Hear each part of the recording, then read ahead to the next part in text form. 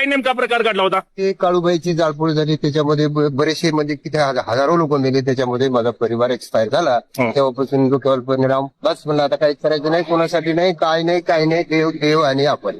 इतकंच माझी एक इच्छा आहे की देवाच्या रस्त्याने मरण यावं, त्याच्या पुढे काही करू शकत नाही. कोण होतं कुटुंबामध्ये, कोण कोण होतं तुमच्या नेमकं? 2 मुलं, एक मुलगी, पत्नी, आई आणि बाप, सगळेचे सगळे एक्सपायर. सगळं सुटलं, मी माझा सुटलो, आता राहिले काय काही नाही. आता बस देवाच्या रस्त्याने नामचिंतन होते. त्यासाठी एकटा चालतो, कोणाची संगत नाही, कोणाची घेणं नाही, कोणाचं देणं नाही, कोणाला काही मागतही नाही. कालपासून उपाची असल्यामुळे रात्री काय बराडमध्ये मागणी जरा येतात, आता 5-50 रुपये देतो, तेवढ्या जेवण केलं, तिथं निघालं तर आतापर्यंत चालू.